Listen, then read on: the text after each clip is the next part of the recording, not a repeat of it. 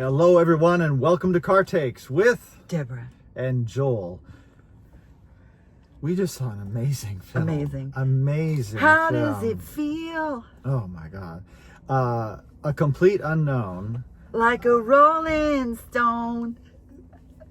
About Bob Dylan starring Oh, my a God. completely transformed Timothée Chalamet, an actor that I think we all have recognized as being a really fine young actor who has broken through to a whole new level. This is Such a mature oh performance, my too. God. Because he's, I was going to say nailing Dylan, and that doesn't sound right. Yeah. He's perfectly cast. Yeah. He sings his own song. He sings. Everyone in the cast Yeah. sings their own songs and plays the instruments. Not their own songs. Dylan's songs. Plays Dylan, yes. But yeah, plays their own instruments. That in itself. Exactly. Is, it changes the whole atmosphere of what we tend to think of as a, particularly like a musical about a real musician where we're hearing their music. Because it feels very authentic. It's like, this is the real deal. Yeah, it really does. And Chalamet's performance is absolutely off the charts perfection. Yeah. I just think, and Deborah's a real Dylan fan. I love Dylan, but I'm not as big a Dylan fan as Deborah is. And he just, and so many times when I see these biopics of great musicians, I'm always floored. My God, he wrote so many great songs. And it only spans, I think it spans like just till 4 years or 1965. something. Yeah. It starts in 61. So you see his really meteoric rise because the first thing he does is meet his Woody idol. Guthrie and Pete Seeger. So it just kind of, he just explodes from there. But this is based on the book Dylan Goes Electric by, I forget who it's by. Elijah Wald. But it goes up to that point. So it's him kind of not bucking the system, but being himself, which at times he's a real a-hole. Yeah. So they don't shy away from that. I was telling Deborah, this sort of reminds me of Amadeus, because he had the same sort of genius as Mozart, and he was aware, obsessive, and he was aware of his genius and didn't really give a shit about what it's like. I'm doing my thing. Right. So if you don't like it, screw it. Right. And so, I mean, he did. He knew what he was doing was true to his heart. And he could be a real pain, but I mean, women wrote songs about him. Yes. Joan Baez, who played Joan in this, she was amazing too. She sang all of Joan's songs, and Pete's songs.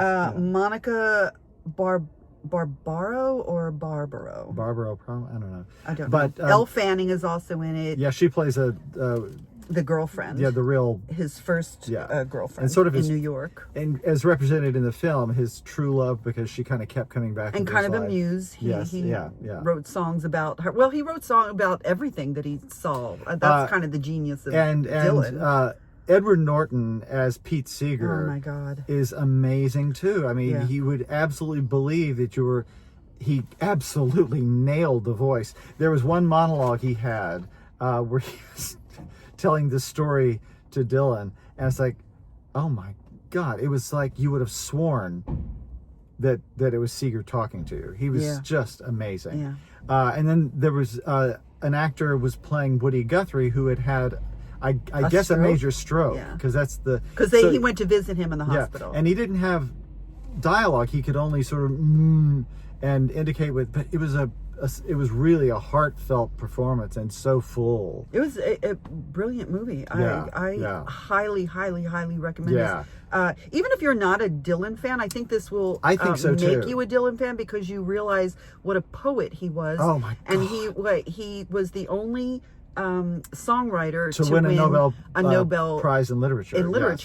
And he didn't show up at the awards, which is very Dylan. Yeah, very Dylan. Yeah. So I think it will, because he was at the right time during all the tumultuous times in the 60s. So he's at the heart of that. Of course, Joan Baez is at the heart of that.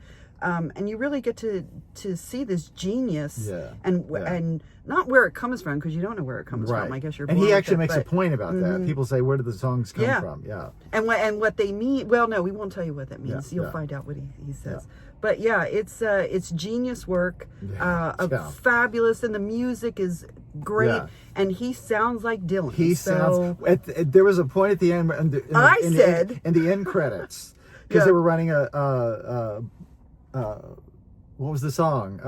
Tambourine Man. Oh, Tambourine Man. They're playing Tambourine Man, and we're like, so that's is that Dylan? I went, oh, that's Dylan, and there was like one word where you're like, oh no, that's Chalamet. Yeah. So, but you could, and playing a piano, and he plays harmonica, and the guitar, oh my God, and it's a freakily brilliant portrayal, particularly from all of the actors. It's like there's a wonderful turn on Johnny Cash by an actor in this, and it's just.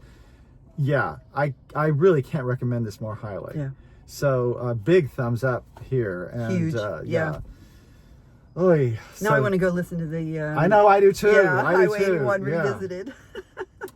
So there you go. You get your marching orders. Get out and see. What's the name of it again?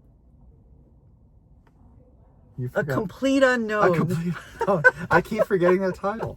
I have to go through the song. A Complete Unknown. Like a Rolling Stone. But it's not Rolling Stone. No. It's like a Complete Unknown. Great film. Yeah. Oh, and the director, wonderful director, James Mangold. Sorry, James, if you're seeing this. Hi, James. Subscribe to our channel. Please. We loved your movie. I think you're an amazing director. And we're actors. Oh my God, me too. It's like it's a Gracie Allen, George Burns routine. All right, we gotta go. So great film. Check it out, and we'll see you guys next time. Actually, very soon. Very soon. Bye. Bye.